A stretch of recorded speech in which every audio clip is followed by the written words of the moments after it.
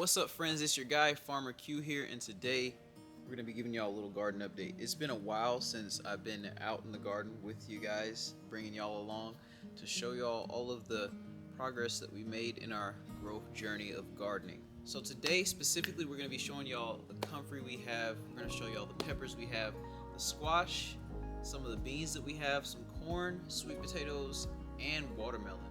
We also have some kohlrabi out here, and we have some tomatoes as well. So let's get ready to see it, see all the good and the bad, but let's get it. So first things first, let's look at this beautiful comfrey that we have behind me here. Man, this is the comfrey plant that I showed y'all in the pictures on the community page a while back, and it went ahead and decided to start flowering. So let's get a closer look at that. So here we are with the close-up of the Russian comfrey, and I just wanted to give y'all a look at how she looks when she's flowering. The other one over there in the corner that I'm going to show y'all is flowering as well, but take a look at these beautiful flowers. Like, those are some wonderfully beautiful flowers. And we have a cabbage moth right there. Let's see if we can catch it with the camera in frame.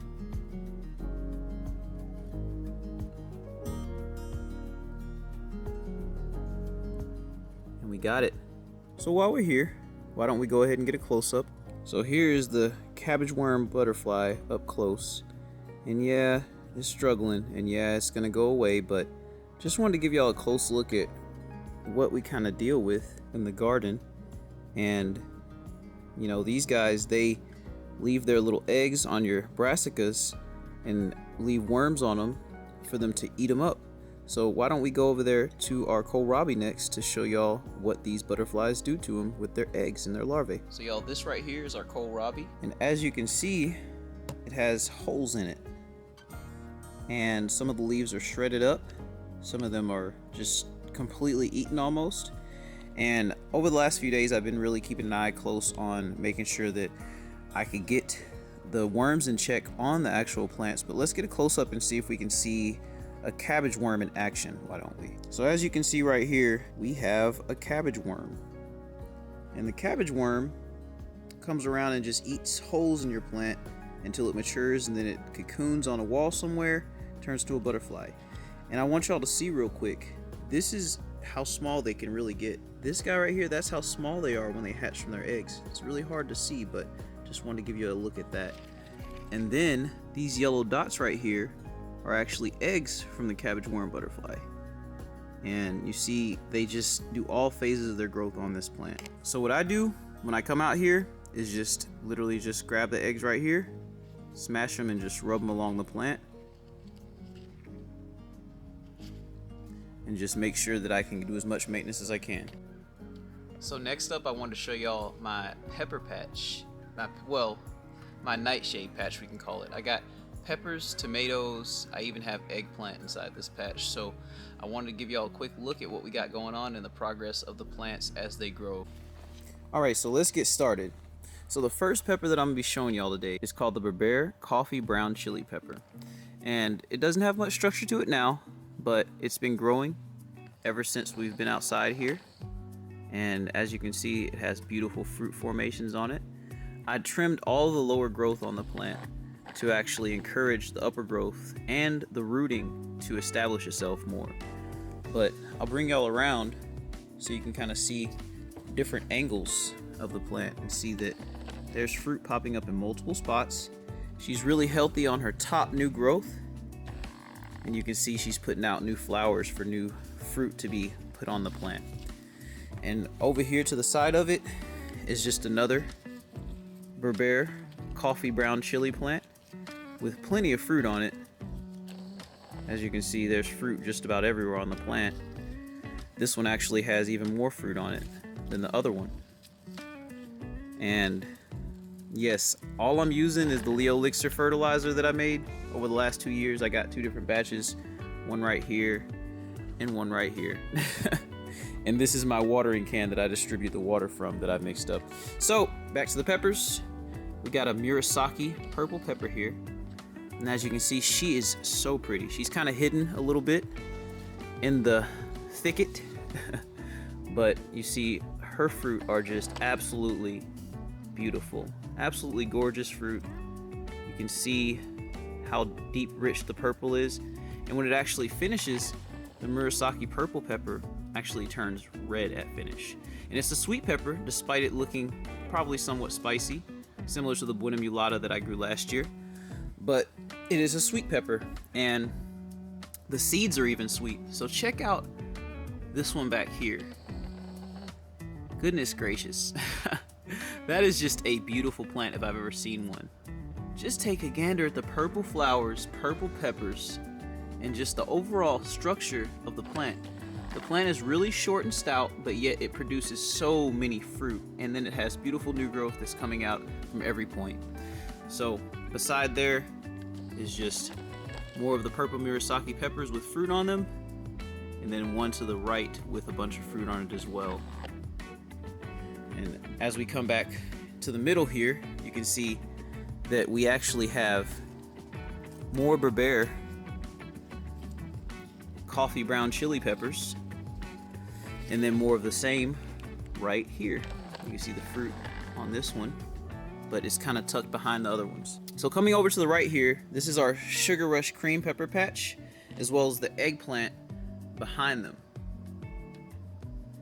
So for our Sugar Rush peach pepper plants, the fruit just have such a unique, pretty look to them.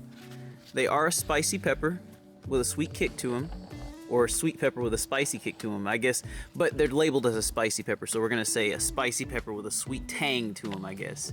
I've had the pleasure of trying one of these a little bit early, and it still tasted good, so that gives me encouragement, gives me hope that this pepper is gonna be one of the keepers that we keep around here for a while.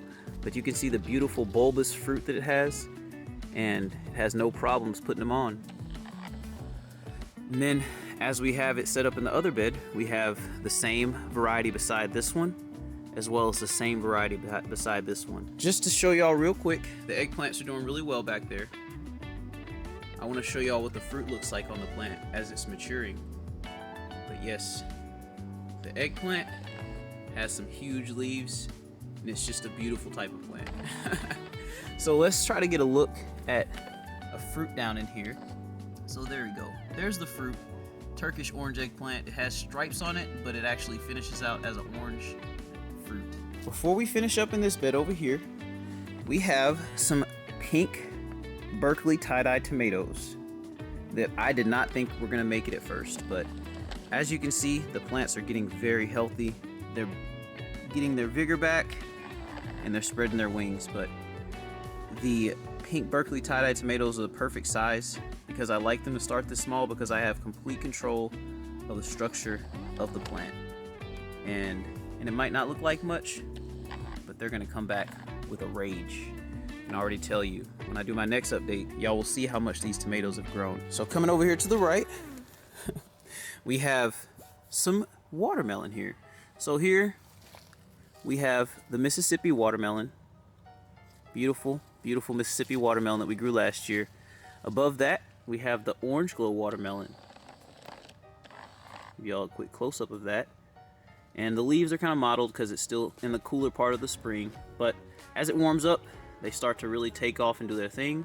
In this row right here, I have the Orange Glow watermelon. And in this row that's being quickly taken over by our next guest appearance is Mississippi watermelon. They're not looking so great, but it's okay. Like I said, they pick up as the season moves forward, and it doesn't help that they're being taken over by the sweet potato. So let's go ahead and show the sweet potato. So this is our Okinawan purple sweet potato. Very pretty sweet potato. White skin, purple flesh on the inside, very high level of anthocyanin, which is an antioxidant, which is one of the cancer fighting agents that's very good for you. As you can see, I've just let this plant bush out, and it's really just trying to take over and sprawl across the growing area. But she's very pretty. Yeah, nice and healthy.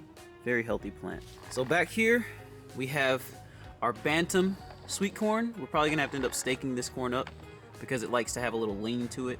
But it might just be because it's following the sun throughout the day. And we have some beans up in there, if you can see them. Let's see if we can get a shot. There you go. You can see them kind of in the thicket of everything. But these beans right here are Romano bush beans, and they're from Lavender for Luck. Thank you so much, Lavender for Luck. But yes, this sweet corn doing its thing, coming into its full form and everything. But it's not the star of the show this year, but we definitely will enjoy our sweet corn that we get. Here we have a few more beans. These are purple TP beans coming over into our garden squash. So this variety of squash was planted when I did my Sip Something Plant Something live. I don't really remember what variety it is, but I can always go back to the live and check it out. But very healthy, very vigorous squash plant, as you can see, and it has another one right beside it that's very healthy and very vigorous. There's other squash plants that are here and here. They're a little bit slower than the other ones, but they're going to be taken care of just as well. So right here we have our Monstro de Veriflay spinach, and they're coming along. They're definitely growing. So yeah, there's a lot going on in the garden this year. So next up we have our Sunrise Bumblebee tomato. This is one of 6 that survived. Like I said, we had a rough start with the tomatoes, but we started some more tomatoes on the inside so that we can really get some more tomato establishment in the garden. And we're also going to be starting some okra because we have no okra in the garden right now. Disappointed. Moving on, we have our amaranth. This plant is not happy. As you can see, she is not doing well. But what I will say about this plant is she's resilient. This was one of 6 as well, and the other 5 did not survive. Whether it be from pill bugs or just the plants not enjoying their environment and everything. But we press forward, we press on. Next up we have our Borlato bush bean. It's just a singular Borlato bush bean right here, and she's doing okay. So y'all, I gotta show y'all the melon patch. So right now we have the North Georgia Candy Roaster squash, and we have the American Sweet Passion melon in the garden, but we're also gonna be planting some more watermelon in this bed, as well as getting a few more beans planted in between everything. So here we go. So the first plant is the North Georgia Candy Roaster squash. Very healthy. Let's look at the stem here. Very healthy stem. And the plant has extremely healthy leaves on it. It's vining out, doing its thing. And surprisingly enough, these plants are doing really well. And I transplanted them from a 1-gallon pot while they were about a month old. And people say don't transplant melons once they get too big, and surely don't transplant them out of a 1-gallon, but you know, I say it's doing pretty well. So this is the other North Georgia Candy Roaster squash. It has 2 different main vines going in 2 different directions, as you can see there. That's going really well. And here are our American Sweet Passion melons. These are a type of cantaloupe, and they're growing their heads off, or growing their heads forward. But yes, the American Sweet Passion melon's doing really well, and all is well in this section of the garden. So I said I was going to take y'all over here to the other comfrey, and this one's flowering as well, but this is the mainstay for the comfrey in the garden. And as you can see, I harvested from this spot last season, and this comfrey is back for more action. We even have little baby comfreys down there that are coming up from the roots in assorted areas that the comfrey might have been in. So yeah, that's the other comfrey. So y'all, I'm not gonna sit here and say that I'm not super proud of this line of plants down here. We got our potted plant row, and it is banging with so much growth. So let's show y'all that real quick. So first up, we have a blacktail watermelon from our brother Turf Therapy. Plant is looking great. Slow start, but we're not in the prime of the watermelon season yet. We're in zone 8A, so we got a little ways to go. May is when they really start spreading their wings. But over here we have another Romano bush bean. And yes, it is starting to get to the point where it's going to start climbing here. We're really excited about that. This bean plant is definitely doing its thing, and we're happy with it. And beside it, we have a miniature white cucumber. And this is our singular miniature white cucumber plant that we have in the garden this year. But we're probably going to end up planting probably 2 more to go in the melon bed over here with all our other cucurbits. But yes, she's beautiful as well, and she's going to climb right alongside the beans up our tomato cage that we use for every other plant but tomatoes. And over here to the left of that, we have another Romano bush bean that is climbing as well. And we have another black-tailed watermelon. We're going to use this alongside the bush bean to climb the tomato cage. We have a carrot sitting off back there hiding. Over here is our experimental plant some sip some herb planter that we got popping and started and everything. We actually had some pest problems with the herbs at first, but they're starting to take off now and they're getting way happier. We amended the soil a little bit more, and we basically just kind of came out with a herbal spray consistent of neem as well as peppermint and other things like that, and it really helped out the herbs with their defense. And right here we have our garlic pot that's in 15 gallons of soil, and these garlic plants are beautiful. Like, they have grown since last fall and they're coming into their prime to where they will be ready to be harvested soon. And right here we have another sugar rush cream pepper, and she is doing very well, thriving and just driving forward. We have her in a 7-gallon pot, and she is going to have full reign over this tomato cage here, because yes, I think tomato cages grow peppers even better than tomatoes. But yes, she has plenty of little fruit on her. It's kind of dark, getting darker and a little bit harder to see. Next up, as you can tell, we got mad loves for the black-tailed watermelon. Another black-tailed watermelon from our brother Turf Therapy. This plant is a lot more progressed than any of the other ones. It's already at the point to where it's starting to climb up the tomato cage. We're gonna call it a watermelon cage in this case, huh? And then we have 2 more garlic pots. Those are gonna be ready here soon as well. And I don't know if y'all are able to notice, but we have drip irrigation to every single one of these. And they are happy for it. Just giving y'all one more overall shot of the garden, because we're really happy with the progress for this season, and we're gonna keep it going. But we'll catch y'all later. Farmer Q out. Trying to control our emotions. If we on a rise out of passion.